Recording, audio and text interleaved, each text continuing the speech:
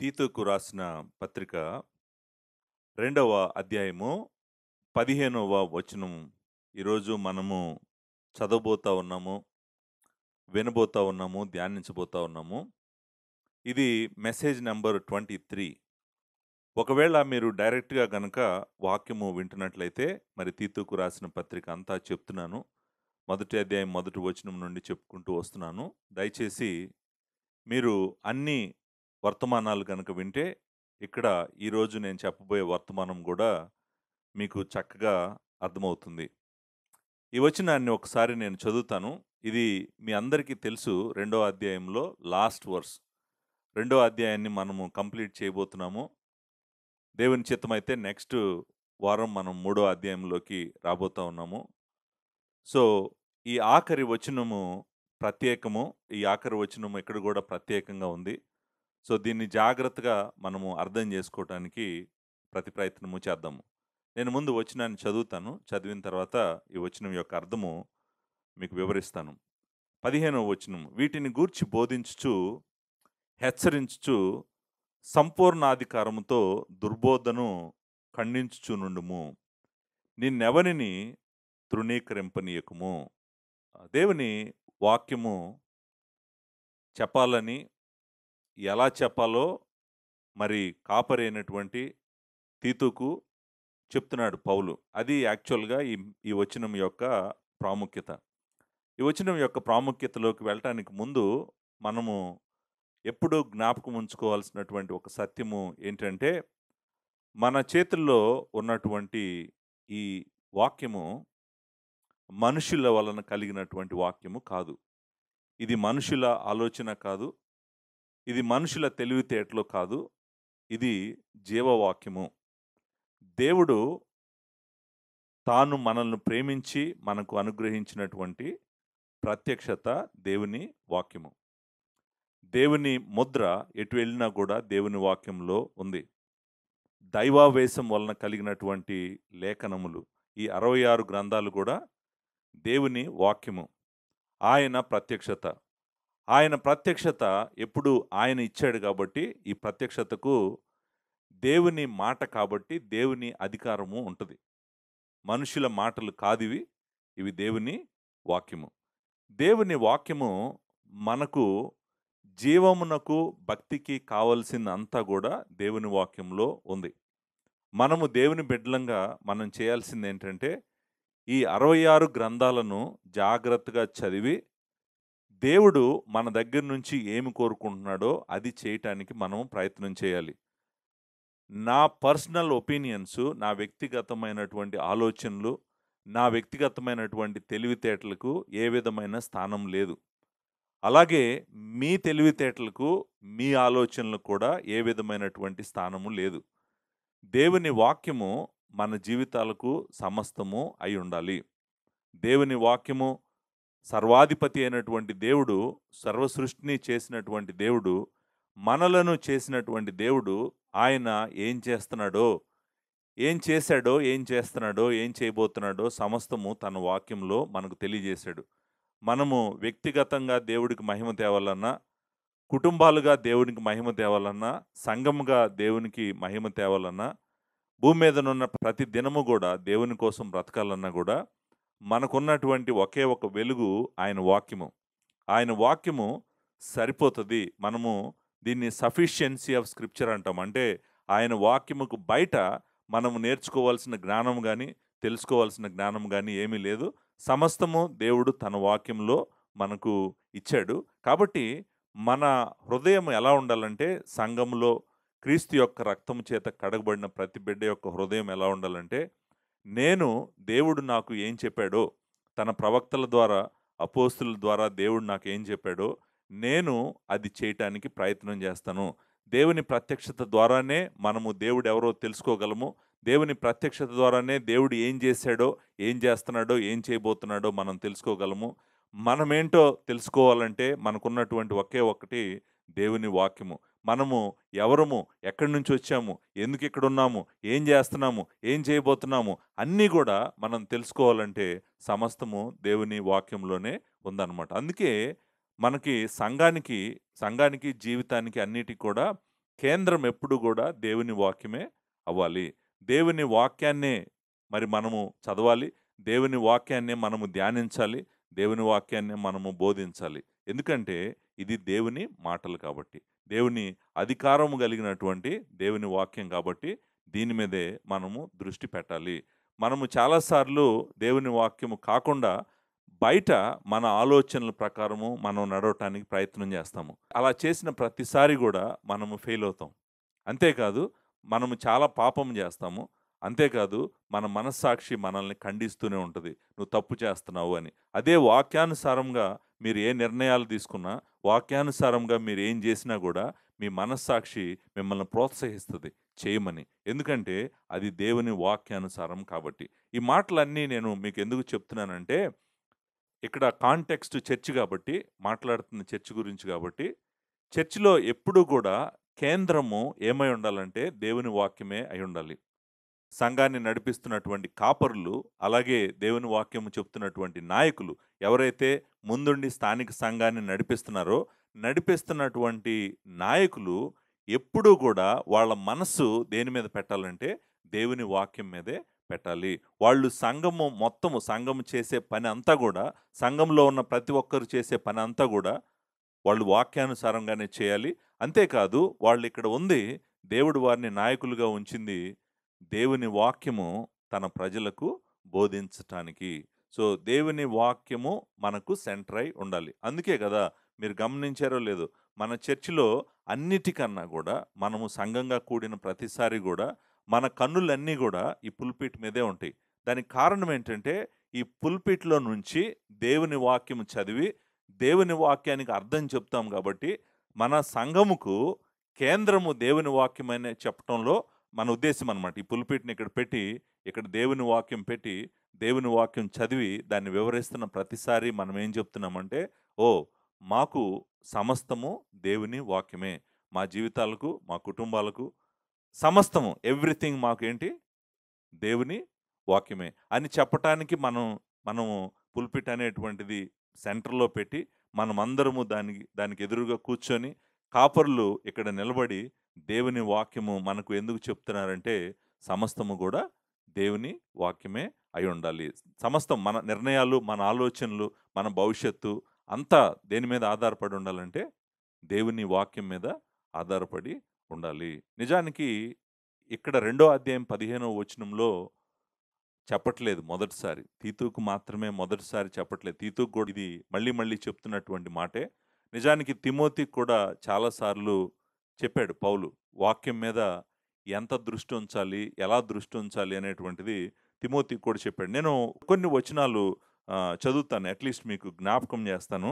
ఎంత ప్రాముఖ్యము అనేటువంటిది. తిమోతికి రాసిన మొదటి పత్రిక బిగినింగ్‌లోనే ఆయన ఏమంటాడంటే హెచ్చరించుము అనే మాట అంటాడు. 4 వచనం, మొదటి అధ్యాయం 4 వచనంలో హెచ్చరించు అంటాడు. ఆ హెచ్చరించటము అనేటువంటిది మనకు తెలుసు. దేవుని వాక్యానుసారంగా హెచ్చరించటము. తర్వాత 5వ వచనంలో ఉపదేశము అనేటువంటి మాట మనము చూస్తాము. 11వ వచనంలో మహిమ గల సువార్త అనేటువంటిది మనము చూస్తాము. అంటే ఈ గ్రంథంలో మనము ఎటువైపు ఎళ్ళినా కూడా తిమోతికి ఏం చెప్తున్నాడంటే, నీ లైఫు మొత్తము దేవుని వాక్యాన్ని సెంటర్ చేసుకొని ఉండాలి అని ఆయన చెప్తున్నాడనమాట.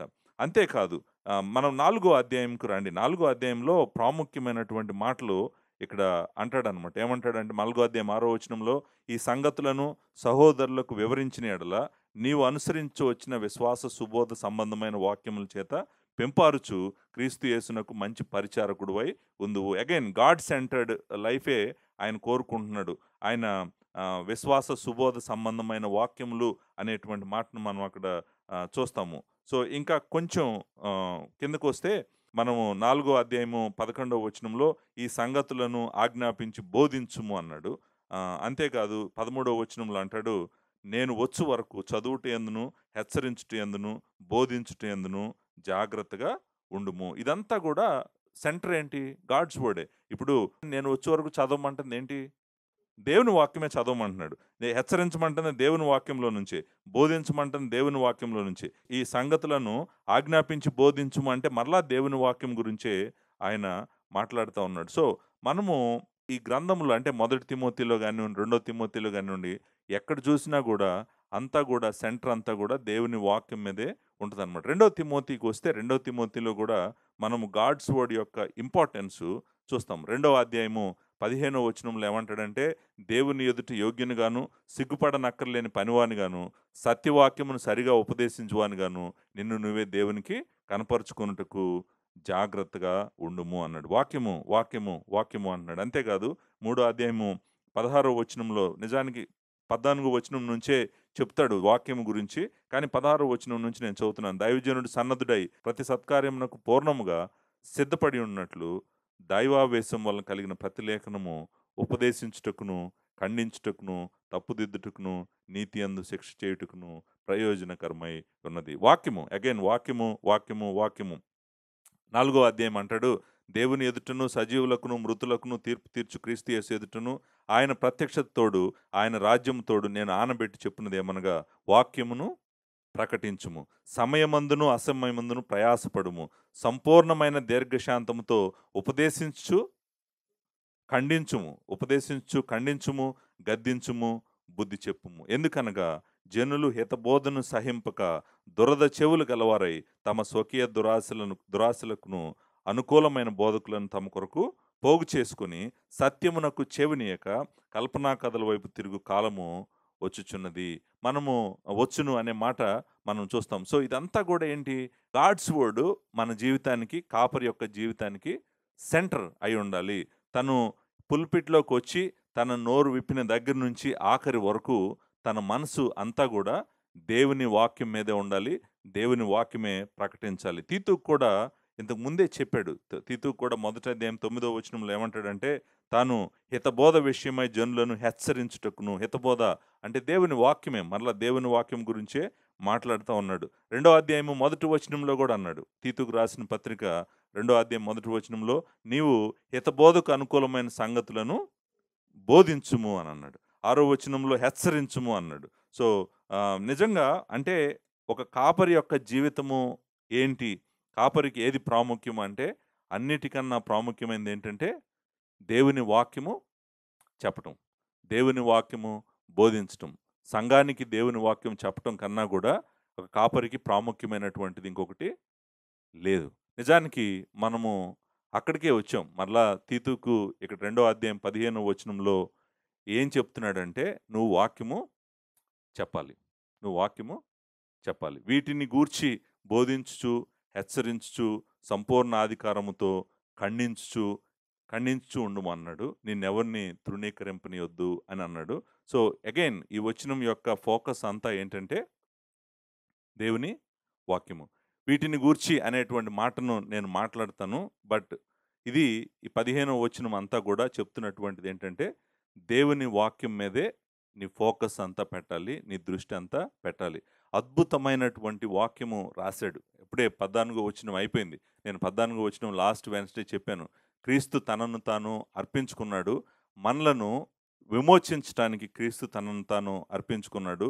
ఈ సమస్తమైన దుర్నీతి నుండి విమోచించి మనలను పవిత్రపరుచుకొని ఆయన సొత్తుగా చేసుకొని మనము మంచి క్రియలు, సత్క్రియలందు ఆసక్తి గల ప్రజలుగా అవ్వాలని దేవుని కుమారుడు తనను తాను అర్పించుకున్నాడు అని ఎండ్ చేశాడు. 14వ వచనం అలా ఎండ్ అయిందనమాట.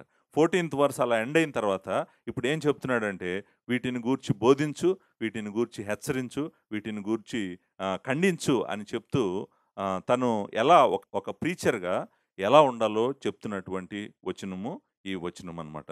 సో ఈ వచనం యొక్క మెయిన్ పాయింట్ ఏంటంటే, మీరు ఇక్కడ నుంచి జాగ్రత్తగా నాతో పాటు ఫాలో అవ్వటానికి ప్రయత్నం చేయండి. ఈ వచనం యొక్క మెయిన్ పాయింట్ ఏంటంటే, ఒక ప్రీచరు తను ఎలాంటి ప్రీచింగ్ చేయాలి? ఒక ప్రీచరు, ఒక కాపరి, సంఘాన్ని నడిపిస్తున్నటువంటి ఒక కాపరి తన ప్రీచింగు ఎలా ఉండాలి? అది యాక్చువల్‌గా 15వ వచనం యొక్క సమ్మరీ. నేను మీకు చెప్తాను. జనరల్‌గా దేవుని వాక్యము చెప్పమన్న విధంగా, చెప్పమన్న అధికారంతో గనక సంఘాలలో కాపరి బోధిస్తే గనక మనుషులు ఉండరు. మనుషులకు వాళ్ళకిష్టమైనటువంటి బోధ, వాళ్ళకిష్టమైన విధంగా, వాళ్ళు కోరుకున్న విధంగా, వాళ్ళను పొగుడుతూ, వాళ్ళ గురించి చెప్తే మనుషులకు ఇష్టంగా ఉంటది. దేవుని వాక్యము చదివి, వచనం తర్వాత వచనము చెప్తూ, గ్రంథం తర్వాత గ్రంథం చెప్తూ ముందుకు వెళ్తుంటే మనుషులకు ఇష్టముండదు. కాబట్టి ఎలాంటి బోధను మనుషులు ఇష్టపడతారంటే, వాళ్ళకు ఇష్టమైనటువంటి వాక్యము చెప్పిన వారిని మనుషులు ఇష్టపడతారు. కానీ నమ్మకమైనటువంటి దేవుని దాసుడుగా, దేవుడు ఏర్పరచుకున్నటువంటి ఒక కాపరిగా, ఒక కాపరి ఎలా బోధించాలి, తన ప్రీచింగ్ మినిస్ట్రీ ఎలా ఉండాలి అనేటువంటిది ఈ 15వ వచనం చెప్తుందనమాట. Preaching ministry of a faithful pastor. ఒకవేళ మీరు టైటిల్ పెట్టుకోవాలనుకోండి 15వ వచనానికి ఏమని పెట్టుకోవాలంటే, ఎలా ప్రీచ్ చేసేటువంటి వాడై ఉండాలి కాపరి, ఏం చేయాలి, ఎలా చేయాలి అన్నీ గూడా ఈ వచనము చెప్తుంది. ఈ వచనంలో నుంచి నేను జాగ్రత్తగా తీసుకొని వెళ్తానికి ప్రయత్నము చేస్తాను. నిజానికి మీరు ఒక మంచి ప్రీచర్‌ని నాకు చూపించండి పాస్టర్ గారు అని అన్నారనుకోండి. The best preacher and the great preacher and the wonderful preacher ఎవరైనా ఉన్నారేమో నాకు చూపించండి పాస్టర్ గారు అన్నారనుకోండి. ఆన్సరు ఆల్వేస్ ఒకే ఒక వ్యక్తి ఉన్నాడు. Great preacher, wonderful preacher. He is Lord Jesus Christ. ఆయనను మించినటువంటి ప్రీచరు, ఆయనను ఆయనను దాటెళ్ళేటువంటి బోధకుడు ఎవరు భూమి మీద లేరు. ఎవరు ఎప్పుడు పుట్టలేదు కూడా. ఆయనే బెస్ట్ ప్రీచరు. మీరు మంచి బోధకుడిని ఎవరు అని అంటే లార్డ్ జీసస్ క్రైస్ట్‌నే నేను పాయింట్ చేస్తాను. కానీ లార్డ్ జీసస్ క్రైస్ట్ తర్వాత మేము మంచి బోధకులు ఎవరు అని మేము వెతుక్కోవాలంటే ఎక్కడ దొరుకుతారు పాస్టర్ గారు అన్నారనుకోండి. ఆన్సర్ ఏంటో తెలుసా? మరలా మీకు బెస్ట్ ప్రీచర్స్ అందరూ కూడా బైబిల్‌లోనే ఉన్నారు. బైబిల్‌కి బయట ఏ బెస్ట్ ప్రీచర్ లేడు. మీరు ఆయన చాలా గొప్పవాడు, ఈయన చాలా గొప్పవాడు, ఆయనంత అద్భుతమైన ప్రీచర్ లేడు, ఈయనంత అద్భుతమైన ప్రీచర్ లేరని మాట్లాడుతున్నారు గదా! మీరు అలా మాట్లాడుతున్నారంటే అర్థం ఏంటంటే, మీరు ఇంతవరకు సరిగ్గా బైబిల్ చదవలేదని అర్థం. సరిగ్గా బైబిల్ చదివితే బెస్ట్ ప్రీచర్స్ ఎవరు అనగానే మీరు వెంటనే నిలబడి టక టక చెప్పేస్తారనమాట. ఇదిగోండి ఈయన అసలు ప్రీచర్ అంటే ఇలా ఉండాలండి అని చెప్తారు మీరు. ఎవరు బెస్ట్ ప్రీచర్స్ ఎవరు? బెస్ట్ ప్రీచర్స్ ఎవరో చెప్పమంటారండి? లార్డ్ జీసస్ క్రైస్ట్ తర్వాత దేవుని వాక్యాన్ని చక్కగా, నిజానికి చక్కగా అని అంటం కన్నా కూడా ఈ వచనం చెప్పినట్టుగా వాక్యము బోధించినటువంటి వాళ్ళు ఎవరంటే ప్రవక్తలు, తర్వాత అపోస్తులు. అలా ప్రీచ్ చేసిన వాళ్ళు ఎవరు లేరు.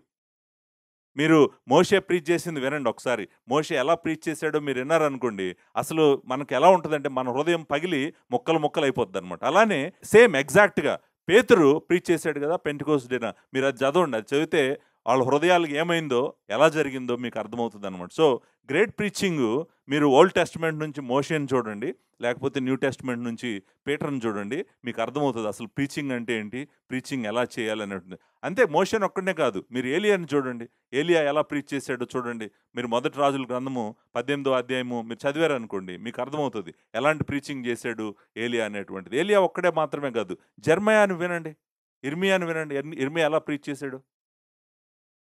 ప్రతి బోధకుడు ఒక మంచి కాపరి, మంచి బోధకుడు ఎవరు ఉన్నారంటే దేవుని వాక్యంలోనే ఉన్నారు. న్యూ టెస్టమెంట్‌లో మీరు అపోస్తుల కార్యాల గ్రంథం 7వ అధ్యాయం చదవండి. స్టెఫన్ చదవండి. ఎలా ప్రీచ్ చేసాడో. నిజంగా అలా ప్రీచ్ చేసామనుకోండి, ఏం చేస్తారు? ఇప్పుడు కూడా కాపర్లను ఏం చేస్తారో తెలుసా? రాళ్ళతో కొట్టి చంపేస్తారు. స్టెఫన్ చూడండి ఎలా ప్రీచ్ చేసాడు. 7వ అధ్యాయం 51వ వచనం నేను చదువుతాను. ముష్కరులారా, హృదయములను, చెవులను దేవుని వాక్యమునకు లోపరచనొల్లని వారులారా. చూడండి అసలు ఎలా మాట్లాడుతున్నాడు చూడండి. ఇలా మాట్లాడితే ఎవరైనా చర్చ్‌కొస్తారా? ఏమంటున్నాడు? ఏమంటున్నాడండి? ముష్కరులారా, హృదయములను, చెవులను దేవుని వాక్యమునకు లోపరచనొల్లని వారులారా, మీ పితరుల వలె మీరును ఎల్లప్పుడూ పరిశుద్ధాత్మను ఎదిరించుచున్నారు. అంత ధైర్యంగా మాట్లాడమనండి ప్రీచర్‌ని. ప్రీచింగ్ చేయమనండి. చేయలేరు. ఎందుకంటే వాళ్ళు పరిశుద్ధాత్మ దేవుని చేత నడిపిస్తున్నటువంటి వాళ్ళు కాదు. పరిశుద్ధాత్మ దేవుని చేత నింపబడినటువంటి వాళ్ళు కాదు. నేను చెప్తున్న పాయింట్ ఏంటంటే, మీరు లార్డ్ జీసస్ క్రైస్ట్ యొక్క ప్రీచింగ్ చూసినా, మీరు పాత నిబంధన గ్రంథంలో ప్రవక్తల యొక్క ప్రీచింగ్ చూసినా, న్యూ టెస్టమెంట్‌లో అపోస్తుల ప్రీచింగ్ చూసినా, మీకు నిజమైన ప్రీచింగ్ అంటే ఏంటో అర్థమవుతుంది. మీరు ఇప్పుడు సంఘాలలో వింటున్నటువంటి ప్రీచింగ్ అసలు ప్రీచింగే కాదంటారు. ఇదంతా మోసము అని మీరే చెప్తారు. మీకు ఎందుకు తెలియట్లేదంటే, ఇప్పుడు సంఘాల్లో చెప్తున్నటువంటి ప్రీచింగ్ తప్పు అని మనకు దేవుని వాక్యము తెలియకపోవటం వల్ల. దేవుని వాక్యం తెలిసినట్టయితే మనం వెంటనే చెప్పేవాళ్ళం అసలు ఇతను నిజమైన బోధకుడు కాదు అని. సో, ప్రీచింగు ఎలా చేయాలో తీతుకు చెప్తున్నాడు పౌలు. తీతు ప్రీచింగ్ ఇదిగో ఇలా ఉండాలి. నువ్వు ఇలా ప్రీచ్ చేయాలి తీతు అని చెప్పి తీతుకి ప్రీచింగ్ అంటే ఏంటో నేర్పిస్తా ఉన్నాడనమాట. నిజానికి చూడండి ఇక్కడ 2 విషయాలున్నాయి ఈ వచనంలో. మొట్టమొదటి విషయం ఏంటంటే ఏమి ప్రీచ్ చేయాలి? ఏమి ప్రీచ్ చేయాలి? బోధించుము అనేటువంటిది మెయిన్ పాయింట్ కదా! దీంట్లో బోధించుము అనేటువంటిదే మెయిన్ పాయింట్. ఒకే ఒక వచనం చూస్తున్నాం. వచనంలో ఏమంటున్నాడు? వీటిని గూర్చి బోధించుచు, హెచ్చరించటం గూడా బోధించటమే, ఖండించటం గూడా బోధించటమే. సో, ఇదంతా బేసికల్‌గా ఏంటి? ప్రీచింగే. ఇదంతా ప్రీచింగే. Teaching and preaching. So, teaching and ప్రీచింగ్‌లో ఆయన 2 విషయాలు చెప్తున్నాడు. ఏం చెప్తున్నాడంటే, మొట్టమొదటిది ఏం బోధించాలో చెప్తున్నాడు. ఏం బోధించాలో చెప్తున్నాడు. కంటెంట్ అంటాం గదా! కంటెంట్. అంటే ఏం బోధించాలో చెప్తున్నాడు. రెండోది ఎలా బోధించాలో చెప్తున్నాడు. 2 పాయింట్లున్నాయన్నమాట. ఏం బోధించాలో చెప్తున్నాడు. తర్వాత ఎలా బోధించాలో చెప్తున్నాడు. సో, ఏం బోధించాలని చెప్తున్నాడు? First point. ఏం బోధించాలని చెప్తున్నాడు? కంటెంట్ ఏంటి? ఏం చెప్పమంటున్నాడు? పుల్పిట్‌లో నిలబడి తీతు నువ్వు చాలా బాగా మాట్లాడతావు. ఒక మంచి కథ చెప్పు తీతు. నువ్వు కథలు బాగా చెప్తావు గదా! మనుషులకు కథలు వినటం కూడా చాలా బాగుంటది. వాళ్ళకి ఒక మంచి కథ చెప్పు నువ్వు. లేకపోతే నీ జీవితంలో జరిగిన కొన్ని సంఘటనలతో కూడినటువంటి ఒక ఎమోషనల్ ఎపిసోడ్ ఒకటి నీ పుల్పిట్‌లో నుంచి డెలివర్ జెయి తీతు. నువ్వు బాగా చెప్తావు గదా! అలా చెప్పు. లేకపోతే వేరే వాళ్ళ జీవితాల్లో అలా జరిగినియి, నా జీవితంలో ఎలా జరిగినియి, దేవుడు నీకు అన్నీ మంచే జేస్తాడు అని అబద్ధ బోధ బోధిస్తారు గదా! అలా బోధించాలా? ఏం చెప్తున్నాడు? ఏం చెప్పాలంట? తీతుకి దేవుడు అప్పగించిన పనేంటంట?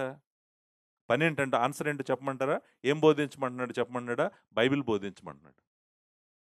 ఎక్కడుంది ఆ మాట? ఇదిగో అక్కడే ఉంది. ఏమన్నాడు? వీటిని గూర్చి బోధించుచు అనే మాట ఉంది గదండీ! ఏం బోధించాలి? వీటిని గూర్చి అంటే ఏటిని గూర్చి బోధించమంటున్నాడు? వెనక్కెళ్ళమంటున్నాడు. అంటే ఆయన ఏదైతే చెప్తున్నాడో, దేవుని వాక్యం ఏదైతే ఉందో, నువ్వు దేవుని వాక్యం గురించి బోధించాలి. నువ్వు బోధించాల్సింది, నువ్వు చదవాల్సింది, సంఘం ఎదుట నిలబడి నువ్వు చదవాల్సింది, బోధించాల్సింది, వివరించాల్సింది ఏంటి? దేవుని వాక్యమే. దేవుని వాక్యము సరిపోదు అనుకున్నవాడు కథలు చెప్తాడు. దేవుని వాక్యము సరిపోతది. ఇది దేవుని నోటి నుండి వచ్చినటువంటి వాక్ ఇది. ఈ వాక్కు మనకు మంచిది. సమస్తము దీంట్లోనే ఉందన్నవాడు ఏం చేస్తాడు? దేవుని వాక్యంలోనే ఉంటాడనమాట. సో, తీతుకు ఏం చెప్తున్నాడంటే, తీతు వీటిని గూర్చి నువ్వు బోధించు. నిజానికి రెండో అధ్యాయం మొదటి వచనంలో గూడా అన్నాడు గదా! రెండో అధ్యాయం మొదటి వచనంలో ఏమన్నాడు? నీవు హితబోధకు అనుకూలమైన సంగతులను బోధించుము అంటున్నాడు. హితవాక్యము అంటే ఏంటి? హితబోధ అంటే ఏంటి అని చెప్పాను. రెండో అధ్యాయం మొదటి వచనం దగ్గర నేను. సో, వాక్యము బోధించమంటున్నాడు. మరలా అక్కడ సౌండ్ డాక్ట్రిన్ అనే మాట, హితబోధ అనే మాట ఉంది గదండీ! ఆ సౌండ్ డాక్ట్రిన్ ఏంటంటే, దేవుడు మనకిచ్చినటువంటి వాక్యాన్ని, దేవుడు మనకు చెప్పినటువంటి వాక్యాన్ని బోధించాలి. బోధించటము ఏం బోధించాలని చెప్తున్నాడంటే ఎప్పుడు గూడా దేవుని వాక్యాన్ని బోధించాలి.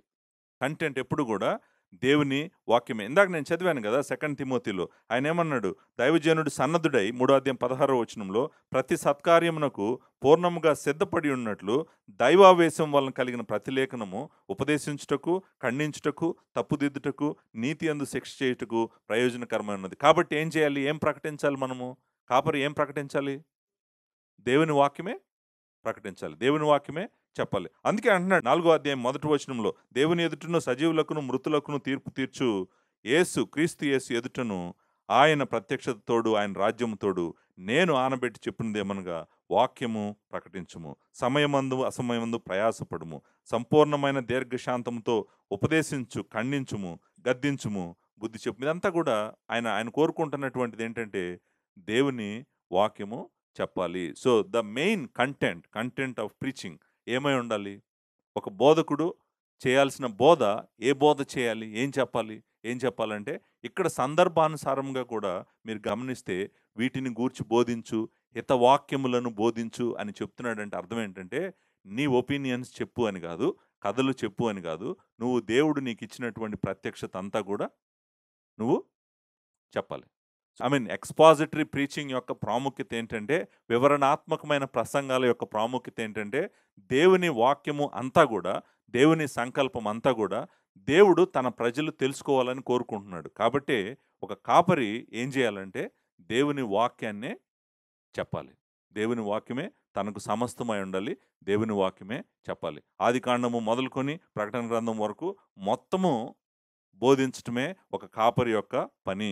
ఎందుకంటే ఈ వాక్యం కాకుండా ఏం బోధించినా గూడా, ఏమి చెప్పినా గూడా ఆళ్ళేం చెప్తున్నారంటే, ఈ వాక్యము సరిపోదు అనన్నా చెప్తున్నారు. లేకపోతే దీనికి మించిన జ్ఞానం మా దగ్గర ఉందనని చెప్తున్నారు. ఈ వాక్యం సరిపోదు. మాకు తెలుసు మేము మీకేం చెప్పాలో, మీకెలా చెప్పాలో మాకు తెలుసు. మా దగ్గర జ్ఞానం ఉంది. దీనికి మించిన జ్ఞానం మా దగ్గరుంది. మీ జీవితాలను ఎలా కట్టాలో మాకు తెలుసు అని ఒక వ్యక్తి నిర్ణయం తీసుకున్నాడనుకోండి, గుర్తుపెట్టుకోండి అతను అబద్ధ బోధకుడు. ఎందుకో తెలుసా? దేవుని వాక్యం మరలా, మరలా, మరలా చెప్తున్నటువంటిది. ఆయన వాక్యము తప్ప మనము ఏమి ప్రకటించకూడదు, ఏమి వినకూడదు. ఆయన వాక్యమే మనకు చాలు. ఆయన వాక్యమే మనకు సమస్తం. కాబట్టి కాంటెంట్ ప్రీచింగ్‌లో ఏమి చెప్పాలి అనంటే అర్థం ఏంటంటే, ఇక్కడ చెప్తున్న దాని ప్రకారం గూడా వీటిని గూర్చి బోధించు అన్నప్పుడు ఆయన ఆల్రెడీ చెప్పాడు. ఏమేం బోధించాలో. 2వ అధ్యాయం అంతా చెప్పాడు. మొదటి అధ్యాయం అంతా చెప్పాడు. నిజానికి ఆయన మరలా, మరలా చెప్తుందేంటంటే, నువ్వు సంఘానికి ఇదిగో నేను నీకు చెప్పిన సంగతులను నువ్వు బోధించు. చూడండి ఉదాహరణకి 2వ అధ్యాయము 11వ వచనం నుంచి 14వ వచనం వరకు నేను చాలా సమయం తీసుకొని వివరించాను. చాలా మెసేజెస్ చెప్పాను. అసలు ఎంత మంచి వచనాలవి మన జీవితానికి. వాటిని ధ్యానించటము, ఎల్లప్పుడూ ధ్యానించటం మనకెంత మంచిది. క్రీస్తు ఎవరు? దేవుని కృప ప్రత్యక్షమై ఏం చేసింది? ఆయన రాకడ కొరకు మనం ఎదురు చూస్తూ ఈ లోకంలో నీతితో, భక్తితో బ్రతకాలని దేవుని కృప నేర్పిస్తుందని చూసాము. సో, అవన్నీ వచనాలు. ఆయన ఏమంటున్నాడంటే, నువ్వేమి నీ తెలివితేటలు వాడి నువ్వేం కథలు చెప్పాల్సిన అవసరం లేదు. నేనేదైతే రాశానో, వాక్యం ఏదైతే చెప్తుందో వాటిని నువ్వు బోధించు. బోధించటంలో first and the most important ఏంటంటే, మనం చెప్పాల్సింది, కాపరి చెప్పాల్సింది మొత్తం ఏంటంటే దేవుని వాక్యము. దేవుని వాక్యం మొత్తము గూడా జాగ్రత్తగా చెప్పాల్సినటువంటి బాధ్యత కాపరికి ఉంది. ఇది ఫస్ట్ పాయింట్. ఫస్ట్ పాయింట్ ఏంటంటే కాంటెంట్ ఆఫ్ ద ప్రీచింగ్. ఇక్కడ కాంటెక్స్ట్ ప్రకారం గూడా దేవుని వాక్యమే మనము బోధించాలి. దేవుని వాక్యం కాకుండా ఇంకా ఏమీ బోధించకూడదు. దేవుని వాక్యం విడిచిపెట్టి ఏదైనా బోధించారనుకోండి, నిజానికి ఇప్పుడు సంఘాలలో జరుగుతున్నంతా గూడా అదే. దేవుని వాక్యము అని మొదలు పెడతాడు బైబిల్ ఓపెన్ చేసి. ఒక వచనము చదువుతాడు. అక్కడ నుంచి నాకు తెలిసి మళ్ళీ దొరకడం కదా. బైబిల్ దగ్గరికి రాడు, బైబిల్‌లో ఉండడు. 50 నిమిషాల్లో, గంట సేపో అన్నీ తిరిగొస్తాడు. లోకమంతా తిరిగొస్తాడు. తన జీవితమంతా తిరిగొస్తాడు. వేరే వాళ్ళ జీవితాలన్నీ తిరిగొస్తాడు. మళ్ళీ ల్యాండింగ్ టైంలో వస్తాడు దేవుని వాక్యం దగ్గరికి. మళ్ళీ ఒకసారి ఇంకొక వచనం చదువుతాడు. అంతే. మరి ఎప్పుడు వాళ్ళకి వాక్యం తెలుస్తది? ఎప్పుడు వాళ్ళకి ప్రత్యక్షత తెలుస్తది? మనం అడగాల్సిన ప్రశ్న ఏంటంటే, బైబిల్ ఎప్పుడు చెప్తావు? దేవుని వాక్యం ఎప్పుడు చెప్తావు? ఎన్ని సంవత్సరాలు మోసం చేస్తావు మమ్మల్ని? 20 సంవత్సరాలు పరిచర్య చేశానంటాడు. 50 సంవత్సరాలు పరిచర్య చేశానంటాడు. 30 సంవత్సరాలు పరిచర్య చేశానంటాడు. ఆ సంఘంలో ఉన్న వాళ్ళకి నిజంగా ఒక గ్రంథం కూడా తెలీదు. ఒక గ్రంథంలో దేవుడు ఏం చెప్పాడో కూడా తెలీదు వాళ్ళకి. దేవుడిచ్చినటువంటి మంచి ఆయుష్‌ని అంతా వ్యర్థం చేసి కూర్చున్నాడు. దేవుని బిడ్డలకు తెలియాల్సింది ఒకే ఒకటి, అది ఆయన వాక్యము. ఆయన వాక్యము సరిపోదు అని అన్నవాడు మాత్రమే బయటికెళ్తాడు. వాక్యం దాటి బయటికెళ్తాడు. వాక్యము సరిపోతది అని అన్నవాడు. చూడండి, మనం 2 పీటర్‌లో నేను చెప్పాను. జీవమునకును భక్తికి కావాల్సిందంతా కూడా దేవుని వాక్యంలో ఉందా లేదా? జీవం అంటే ఏంటి? బ్రతకడానికి. భక్తి అంటే ఏంటి? దేవునికి ఇష్టమైన జీవితం బ్రతకడానికి. ఈ జీవానికి, నిత్య జీవానికి, భక్తికి కావాల్సిందంతా కూడా దేవుని వాక్యంలో సమస్తం ఉన్నప్పుడు, దేవుని వాక్యాన్ని పక్కన పెట్టి ప్రీచింగ్ చేయాల్సిన అవసరం ఏంటి? చెప్పండి, అవసరం ఏంటి? ఏమీ లేదు కదా. భూమి ఆకాశము గతించొచ్చేమో గాని ఆయన వాక్యము గతించదు. చూడండి, నమ్మకమైన దాసుడు ఎప్పుడూ కూడా దేవుని ప్రత్యక్షతనే పట్టుకొని ఉంటాడనమాట. దేవుని ప్రత్యక్షత బయటకు వెళ్ళడు. ఎందుకంటే ఆయనకు తెలుసు, ఆయనను రక్షించింది, ఆయనను మారుస్తుంది ఆ వాక్యమే. ఆయన బోధ కింద ఉన్న వారిని రక్షిస్తుంది, ఆయన బోధ కింద ఉన్న వారిని మారుస్తుంది కూడా దేవుని వాక్యమే. చాలామంది బోధకులు జీవితాల్లో నేను మరలా చెప్తున్నాను, మీరు జాగ్రత్తగా గుర్తుపెట్టుకోండి. చాలామంది బోధకులు భయంకరమైనటువంటి వ్యభిచారులున్నారు. చాలామంది పాస్టర్స్ భయంకరమైన వ్యభిచారులున్నారు. పాస్టర్స్ తాగుబోతులున్నారు. పాస్టర్స్ మోసగాళ్ళున్నారు. పాస్టర్స్ వడ్డీ వ్యాపారం చేసేవాళ్ళున్నారు. వాళ్ళ జీవితాలు ఎందుకు మారట్లేదో చెప్పమంటారా? వాళ్ళు దేవుడి వాక్యం కాకుండా మిగిలిందంతా బోధిస్తున్నారు. అందుకే వాళ్ళ జీవితాలు మారట్లేదు. వాళ్ళ జీవితం ఎప్పటికీ మారదు. ఏ రోజైతే వాళ్ళు జీవము గల దేవుని దగ్గరికి, జీవము గల దేవుని వాక్యం దగ్గరికి వస్తారో, వాళ్ళు ఒక్కసారి వణకటం మొదలు పెడతారనమాట. భయపడిపోతారనమాట. ప్రవక్తలు ఎలాగైతే ఉండేవాళ్ళో దేవుని బలమైన చేతి కింద, అపోస్తులు ఎలాగైతే ఉన్నారో దేవుని బలమైన చేతుల కింద, అలా ఉండటం మొదలు పెడతారు. చాలామంది నాకు తెలిసినంత బైబిల్ తెలీదంటాడు. నీకు అంత బైబిల్ తెలిస్తే నీ జీవితం బాగుండాలి గదా! నీకు బైబిలే తెలీదు. అసలు బైబిల్‌లో ఏముందో గూడా తెలీదు నీకు. సో, ఆన్సర్ ఏంటో చెప్పమంటారండి? ఎప్పుడైతే దేవుని వాక్యాన్ని విడిచిపెడతావో, ఆ రోజు నీ పరిచర్య యొక్క నాశనము మొదలైంది. నువ్వు చెప్పాల్సింది దేవుని వాక్యము. సమస్తము దేవుని వాక్యంలో ఉంది. నేను మరలా చెప్తున్నాను మీకు. దేవుడు ఎవరో తెలుసుకోవాలనుకోండి. మీకెలా తెలుస్తది? నువ్వు సర్వాధిపతి అయిన దేవుడిని, జీవాధిపతి అయిన దేవుడిని, సర్వోన్నతుడైన దేవుడిని, మహిమగల దేవుడిని నువ్వు తెలుసుకోవాలనే ప్రయాణం మొదలుపెట్టావనుకో ఈరోజు. ఎక్కడికెళ్తావు తెలుసుకోవటానికి?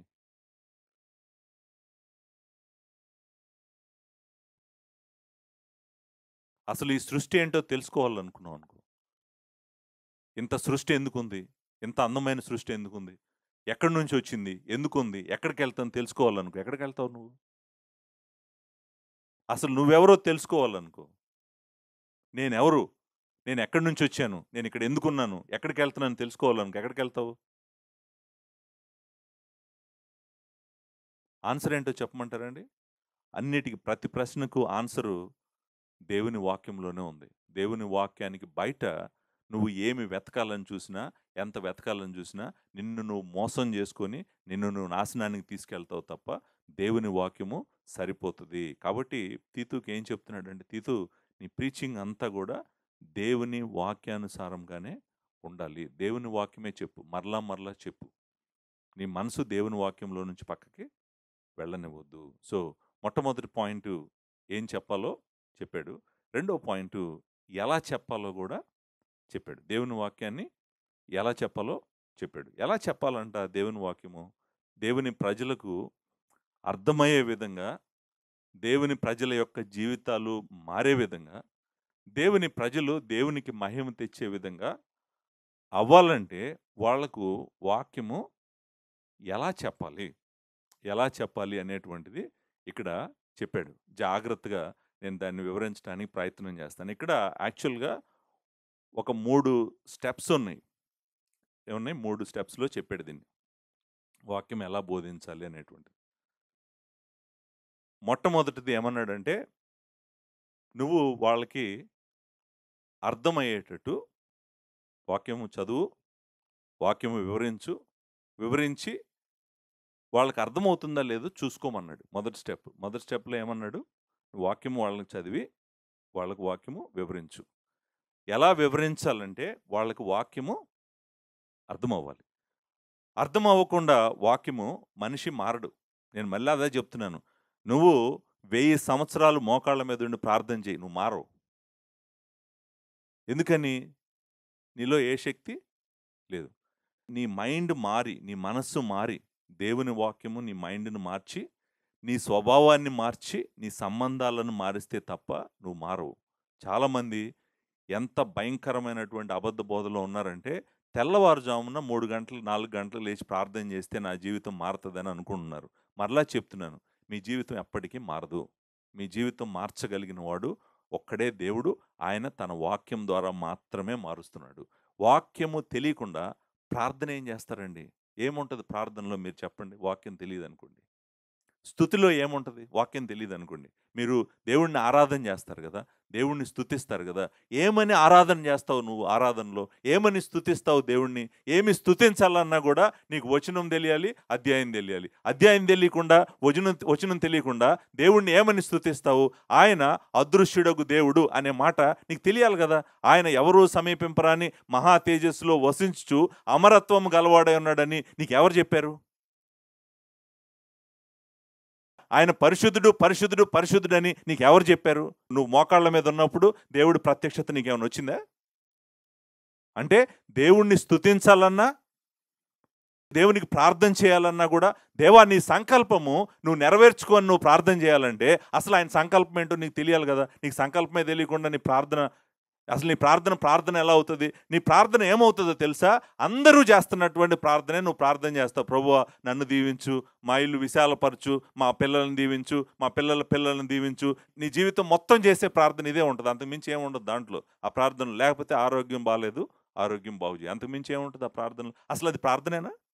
దాన్ని ఎవరైనా ప్రార్థన అంటారా బైబిల్ తెలిసిన వాళ్ళు? ప్రార్థన అంటే ఏముండాలి? ప్రార్థన ఎంతసేపు గుర్తుపెట్టుకోండి, మన ప్రార్థన మనలను మార్చాలి, దేవుణ్ణి కాదు మార్చాల్సింది. నీ ప్రార్థన నిన్ను మార్చాలి. ఎలా మార్చాలో తెలుసా? జీవము గల దేవుని సంకల్పం వైపు నీ హృదయాన్ని తీసుకెళ్ళకపోతే అది నిజమైన ప్రార్థనే అవదనమాట.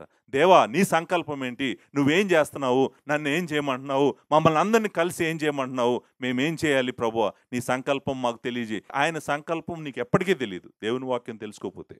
దేవుని వాక్యం తెలుసుకుంటేనే ఆయన సంకల్పం ఏంటో నీకు తెలుస్తుంది అనమాట. సో నేను అంటుంది ఏంటంటే, మొత్తము మన మైండ్ మారాలనుకోండి. మన మైండ్ మారాలంటే వాక్యం తెలియాలి. వాక్యం తెలియకుండా మైండ్ ఎలా మారుతుంది? మన స్వభావం మారాలంటే వాక్యం తెలియాలి. ఎలా మారుతుంది? అసలు మన సంబంధాలన్నీ మంచిగా అవ్వాలంటే వాక్యం తెలియాలి. వాక్యం తెలియకపోతే పవరే లేదు. నేను అదే చెప్తున్నాను. వాక్యము వాక్యము వాక్యము అని నేను ఎందుకు స్ట్రెస్ చేస్తున్నానంటే, నిజానికి ఇక్కడ కూడా తీతుకి ఏం చెప్తున్నాడంటే, తీతు నీ బోధ కింద ఉన్న వారికి ఆ వాక్యము అర్థము కావాలి. అర్థం కావాలి. First step. వాళ్ళకి నువ్వు బోధించాలి. బోధించినప్పుడు వాళ్ళకి అర్థం అవ్వాలి. ఆ మాట ఫస్ట్ స్టెప్‌లో ఉన్నటువంటి మాట ఏంటంటే ఏమంటున్నాడు? వీటిని గూర్చి బోధించుము అన్నాడు కదా! బోధించుము అనే మాట ఏంటి? మనము ఇంగ్లీష్‌లో రకరకాల వర్డ్స్ వాడారనమాట. స్పీక్ మాట్లాడు, సే చెప్పు, జనరల్‌గా టీచ్ వాళ్ళకి బోధించు. ఒక ట్రాన్స్‌లేషన్ అయితే డిక్లేర్ అని ఉందనమాట. అంటే డిక్లేర్ చేయి. అంటే వాక్యం చదివి ఆ వాక్యం యొక్క అర్థము నువ్వు డిక్లేర్ చేయి, లేకపోతే మాట్లాడు, చెప్పు, వాళ్ళకు బోధించు. రకరకాల మాటలు వాడారు. నిజానికి ఇక్కడ వాడిన మాట వెనకాల ఉన్నటువంటి గ్రీక్ పదము లాలేవో అనే మాట. అంటే అర్థం ఏంటంటే మాట్లాడటం. బేసికల్‌గా అక్కడ బోధించుము అనేటువంటిది కొంచెం ఫ్యాన్సీగా ఉంది గానీ, దాని వెనకాల ఉన్న మాట ఏంటి, అర్థం ఏంటని తెలుసా అండి? మాట్లాడు. సే, స్పీక్. మనం ఇంగ్లీష్‌లో సే ఆర్ స్పీక్ అనే మాట అంటాం కదా! మాట్లాడాలండి. దేని గురించి మాట్లాడాలంట? వీటిని గురించి నువ్వు మాట్లాడు. వేటిని గురించి మాట్లాడు? ఇదిగో ఆయన తనను తాను అర్పించుకున్నాడు. ఆయన మనలను విమోచించటం కోసము, సమస్త దుర్నీతి నుండి విమోచించటం కోసము మనల్ని పవిత్రపరుచుకొని, ఆయన సొత్తుగా చేసుకొని, మనము ఆయనకి ఇష్టమైన ప్రజలుగా బ్రతకాలని ఆయన తనను తాను అర్పించుకున్నాడని నువ్వు సంఘంలో ఉన్న వాళ్ళతో మాట్లాడు అంటున్నాడు. Speak to them. నిజానికి ఇక్కడ నేను అనుకుంటాను పౌలు తీతుకు చెప్తున్నటువంటిది, ఆదివారం ఉదయము ఆరాధనలో నేను నిలబడి పుల్పిట్లో నుంచి చాలా చక్కగా గంభీరంగా అద్భుతంగా మాట్లాడు అని కాదు. అక్కడ ఆయన ఏం చెప్తున్నాడో తెలుసా? పుల్పిట్లో నుంచి ఆదివారం మాట్లాడాలి కరెక్టే, మిగిలిన వారాలు కూడా మాట్లాడాలి కరెక్టే. నేను అనుకుంటాను ఇది ఈ స్పీక్ అనే వర్డ్, లాలేవో అనేటువంటి పదము ఫార్మల్ సెట్టింగ్స్ గురించి మాత్రమే కాదు కానీ ఇన్ఫార్మల్ సెట్టింగ్స్లో కూడా నీకు ఎప్పుడు అవకాశం వచ్చినా, ఇప్పుడు ఎవరిని కలిసినా, ఎవరితో కూర్చున్నా, ఎవరితో నుంచున్నా, నువ్వు వారికి వాక్యం అర్థమైందో లేదో జాగ్రత్తగా గుర్తుపెట్టుకొని వారికి వాక్యం మరలా గుర్తు చేయడానికి చెప్పడానికి నువ్వు ప్రయత్నం చేయని చెప్తున్నాడు అనమాట. అందుకనే ఫార్మల్గా కాకుండా ఏమంటున్నాడంటే స్పీక్ అనేటువంటి వర్డ్స్ వాడటంలో అర్థం ఏంటంటే, ఫార్మల్ సెట్టింగ్ అయినా ఇన్ఫార్మల్ సెట్టింగ్ అయినా నువ్వు ఎక్కడ నిలబడినా కూడా నీ మనసు ఎలా ఉండాలో తెలుసా? ఆయన బిడ్డలకు ఆయన వాక్యం నిజంగా అర్థమైందా లేదా? అర్థమయ్యే విధంగా నువ్వు చెప్పాల్సిన బాధ్యత నీ మీద ఉంది తీతు అని చెప్పి తీతుకు చెప్తున్నాడు. బోధించటం అనే మాట వెనకాల ఉన్నటువంటి మాటలో ఉన్నటువంటి మీనింగ్ చెప్తున్నాను. అంటే పుల్పిట్లో నుంచి బోధించి వీళ్ళందరికీ అర్థమైందని చెప్పి నువ్వు అనుకొని ఇంటికి వెళ్ళిపోతావేమో, అది సరిపోదు. నువ్వు ఎక్కడ అవకాశం వచ్చినా ఒక చోట ఇంట్లో కృతజ్ఞత కూడిక పెట్టుకుంటే అక్కడ నిలబడి చెప్పు. వాళ్ళకి వాక్యం అర్థమయ్యేటట్టు. ఎక్కడైనా ఇద్దరితో, ముగ్గురితో కూర్చొని నువ్వు మాట్లాడుతుంటే అక్కడ గూడా మాట్లాడు దేవుని వాక్యము. అంటే ప్రతి అవకాశము నువ్వు ఉపయోగించుకొని వాళ్ళకి వాక్యము అర్థమవుతుందో లేదో చూసుకోవాల్సిన బాధ్యత నీది అని చెప్పేటువంటి మాట అనమాట అది. ఆ మాట. సో, ఇది ఫస్ట్ స్టెప్. ఫస్ట్ స్టెప్ ఏం చేయాలి కాపరి? ప్రీచింగ్‌లో ఉన్నటువంటి బ్యూటీ అండ్ రిక్వైర్మెంట్ కూడా ఏంటంటే, వచనాలు చదివి, ఆ వచనాల యొక్క అర్థము వివరించిన వాడే మంచి బోధకుడు. వివరించాలి. వివరించాలి. వివరించింది వాళ్ళకి అర్థమవ్వాలి. వాళ్ళ మైండు దాన్ని పట్టుకోగలగాలి. యెస్! నాకు అర్థమైంది ఏం చెప్తున్నాడు ఇక్కడ అనేటువంటిది వాళ్ళ మైండ్ ముందు గ్రిప్ చేయాలి. తర్వాత ఇది ఫస్ట్ స్టెప్. ఫస్ట్ స్టెప్‌లో అర్థమయ్యేటట్టు చూడమంటున్నాడు. ఏం చేయాలి తర్వాత? ఇప్పుడు మనకి స్టెప్ మారింది గదా! మారిందని మీకు కనపడుతుందా? ఎలా కనపడుతుంది మీకు? హెచ్చరించుము అనే మాట ఉంది గదండీ! హెచ్చరించుము అనే మాట ఇంపార్టెంట్ మాటే. ఆహ్, ఈ మాట మనము గ్రీక్‌లో పారాకాలేవో అంటాం దీన్ని ఈ మాటని. ఈ మాట హెచ్చరించుము అనే మాట యొక్క ప్రాముఖ్యత ఏంటంటే, మనకు దేవుని వాక్యము అర్థమైతే సరిపోదంట. దేవుని వాక్యం అర్థమైతే సరిపోదు. అర్థమైంది. అర్థమైతే సరిపోతదా? అర్థమైతే సరిపోతదని ఎవరన్నా అనుకున్నారనుకోండి, దాని అర్థం ఏంటంటే తలలు ఇంతంత జ్ఞానంతో ఇదిగో ఇంత లావునవుతున్నాయనమాట. ఏం ఉపయోగమండి? ఏమన్నా ఉపయోగం ఉందా? తల ఇంత లావునయిందనుకోండి, చాలా నాకు బైబిల్ తెలుసు. నాకు బైబిల్ అంతా తెలుసు. నాకు ఏ అధ్యాయంలో, ఏ వచనంలో ఏముందో తెలుసు. ఏ పదం ఎక్కడుందో తెలుసు. నేను చదివేస్తానంటాడు. కానీ ఏం ఉపయోగం దానివల్ల? వాక్యము నాకు అర్థమైంది అనే దానివల్ల ఏమన్నా ఉపయోగం ఉందా? ఏం ఉపయోగం లేదు. నెక్స్ట్ స్టెప్ ఏంటో తెలుసా? ప్రీచింగ్‌లో ఉండాల్సినటువంటి నెక్స్ట్ ఇంపార్టెంట్ స్టెప్ ఏంటంటే, నువ్వు నేర్చుకున్న సత్యానికి నువ్వు విధేయత చూపిచ్చు అని వాళ్ళను ఫోర్స్ చేయాలి. హెచ్చరించడం యొక్క ఉద్దేశ్యం ఏంటంటే, వాళ్ళని పర్స్యూ చేయాలి. అంటే అర్థం ఏంటంటే, నీకు అర్థమైంది గదా! ఆయన ఎవరో నీకు అర్థమైంది గదా! ఉదాహరణకి పైనున్న వచనాలే చెప్తున్నాను. ఏమని? ఆయన నిన్ను పరిశుద్ధపరుచుకొని, ఆయన ప్రజలుగా చేసుకొని, సత్క్రియల యందు ఆసక్తి గల జనులుగా నిన్ను చేయాలనుకున్నాడు గదా! ఆయన సొత్తుగా చేసుకున్నాడు గదా! మరి నీ సత్క్రియల యందు ఆసక్తి నీకుందా? అది నీ జీవితంలో గమనిస్తున్నావా? ఎలాంటి సత్క్రియలు నువ్వు చేస్తున్నావు దేవుడి కోసము? దేవుడు సిద్ధపరిచిన సత్క్రియలు అంటే ఏంటో తెలుసా నీకు? నువ్వు చేస్తున్నావా లేదా? అని వాళ్ళని అంటే సత్యము అర్థమై విడిచిపెట్టకూడదంట. విడిచిపెట్టకుండా దాన్నేం చేయాలి? దానికి విధేయత చూపించేటట్టుగా వాళ్ళని ముందుకు తీసుకెళ్ళాలంట. అది ప్రీచింగ్‌లో నేను అన్నాను గదా! ముందు ఎప్పుడు కూడా ప్రీచింగ్‌లో లైటేయాలి. లైటేస్తే వాళ్ళకి అర్థమవుతది. ఆ తర్వాత హీట్ గూడా ఉండాలి. లైట్‌తో పాటు ఏముండాలి? హీట్ గూడా ఉండాలి. అంటే పుల్పిట్ ఎదురుగా కుర్చీల్లో కూర్చున్న అందరికీ జ్ఞానము రావటం మాత్రమే కాదు, వాళ్ళ హృదయాలు మండాలి. అంటే వాళ్ళు కూర్చున్న ప్లేస్‌లో నుంచి వాళ్ళకి ఎలా అనిపించాలంటే, లేదు నేనిప్పుడెళ్ళి వెంటనే యాక్షన్ తీసుకుంటాననే విధంగా ఉండాలి. యాక్షన్ తీసుకోకపోతే దానివల్ల ఏం ఉపయోగం లేదు. అంటే దానికి విధేయత చూపించకపోయినా, దానికి లోబడకపోయినా గూడా ఏ విధమైన ఉపయోగం లేదు. కాబట్టి హెచ్చరించుము అనేటువంటి మాటలో ఆయన కోరుకుంటుందేంటంటే, it is strongly urging people to act. విధేయత చూపించమని వాళ్ళని అడగటం. టు ప్రొడ్యూస్ ఒబీడియన్స్ అంటే అన్నీ ఏదైతే ఆ వాక్యం చెప్తుందో, ఏం జరగాలని ఆ వాక్యం కోరుకుంటుందో మన జీవితాల్లో, అది జరిగేంత వరకు కూడా మనమంట విడిచిపెట్టకూడదంట. విడిచిపెట్టకుండా వాళ్ళని అడుగుతూనే ఉండాలంట. "నువ్వు విన్నావు గదా! నీకు అర్థమైంది గదా! నువ్వు అది చేస్తున్నావా లేదా? అలా ఉంటున్నావా లేదా? అలా జీవిస్తున్నావా లేదా?" అనేటువంటిది వాళ్ళని బ్రతిమలాడుతూ అంటే ఈ అర్జింగ్‌లో హెచ్చరించటంలో మనము వాయిస్ రైజ్ చేయాల్సిన అవసరం లేదు నిజానికి. వెరీ పొలైట్‌గా కూడా చెప్పొచ్చు. చాలా చక్కగా చెప్పొచ్చు. నీకు అర్థమైంది గదా! నువ్వు ఎలా బ్రతుకుతున్నావో లేదో. అంటే అక్కడ ఏం టోన్ వాడాలి, ఎలా మాట్లాడాలి అనేటువంటిది వివరించట్లేదు నిజానికి. వచనం చెప్పట్లేదు. నేను అంటుందేంటంటే, నువ్వు విన్న సత్యానికి విధేయత చూపిచ్చు అని మనము వాళ్ళకి నేర్పించకపోతే, అది జ్ఞానముగానే మిగిలిపోతది గానీ, వాళ్ళ జీవితాల్లో ఫలించదు. ఫలించాలంటే హెచ్చరించాలి వాళ్ళని. హెచ్చరించడం అనేటువంటిది రెండో స్టెప్. మొదటి స్టెప్‌లో వాళ్ళకి అర్థమయ్యేటట్టు బోధించాలి.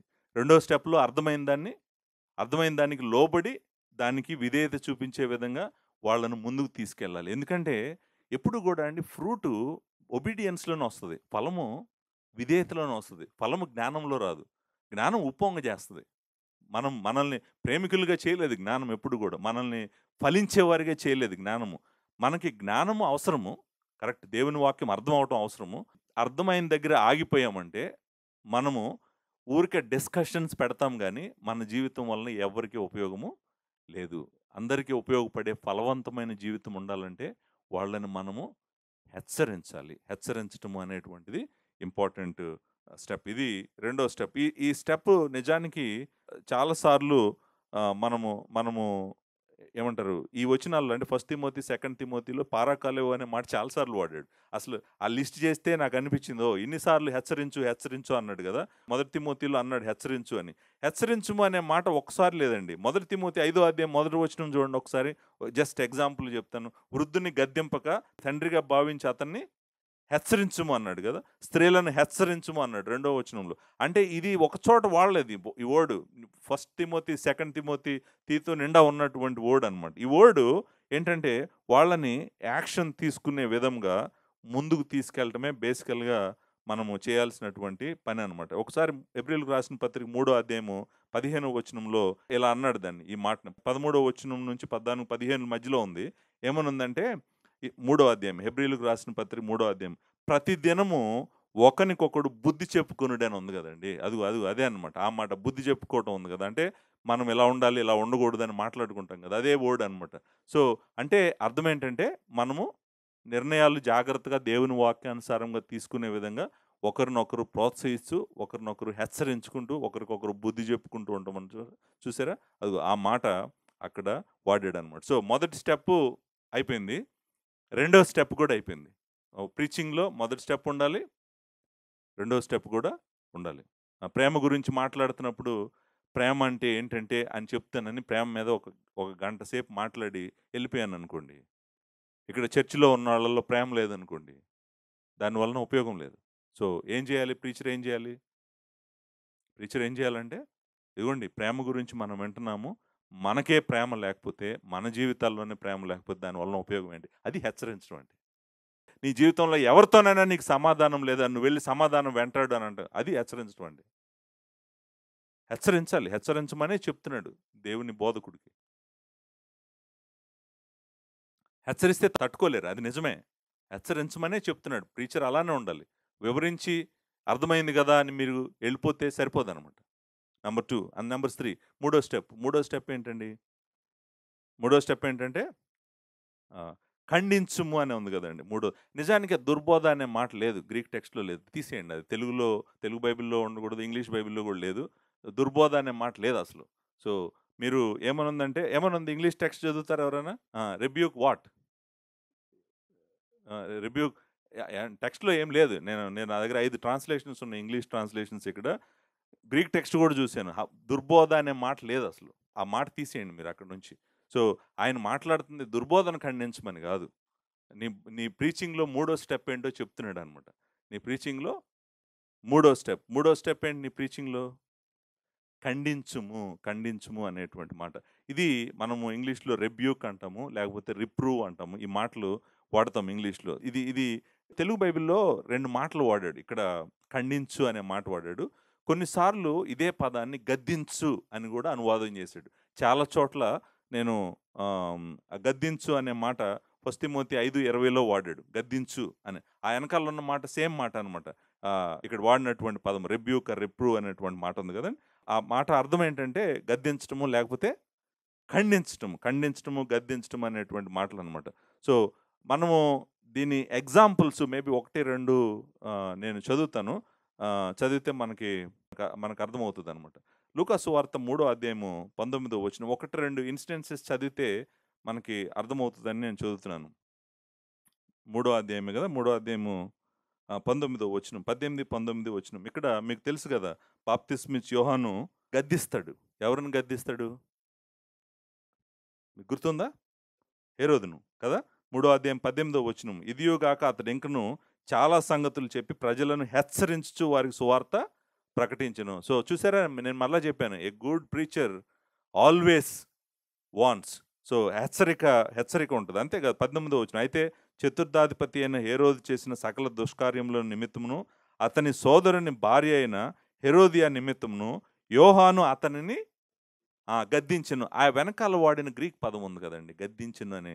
సేమ్ గ్రీక్ వర్డ్ ఇక్కడ వాడింది. ఖండించు అనే అనే అనే దగ్గర వాడినటువంటి పదం అనమాట. అంటే సేమ్ మాట వాడాడనమాట. అంటే అర్థం ఏంటి? ఖండించు అంటే అర్థం ఏంటి? గద్దించటమే. ఖండించు అనే మాటకు అర్థం ఏంటంటే గద్దించటమే. గద్దించటం అంటే ఏంటో తెలుసా అండి?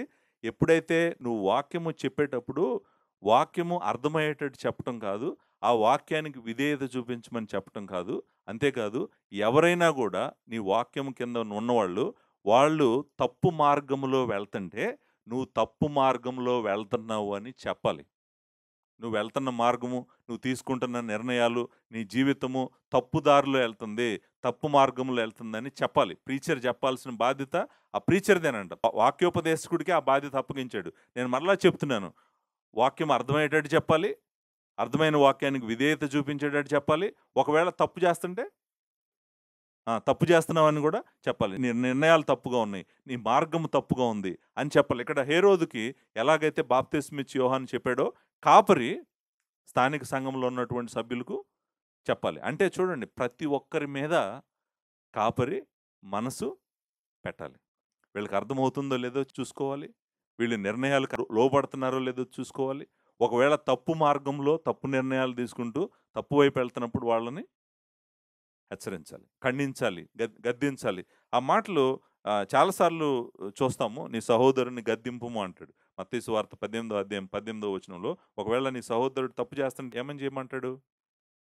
మాథ్యూ చాప్టర్ 18లో మీరు 18వ అధ్యాయము మనం ఒకసారి 15వ వచనంలో మరియు నీ సహోదరుడు నీ ఎడల తప్పిదం చేసిన ఎడల నీవు పోయి నీవును అతడును ఒంటరిగా ఉన్నప్పుడు అతన్ని గద్దించమంట. ఆ వెనకాల వాడిన మాట, సేమ్ గ్రీక్ వర్డ్ అనమాట.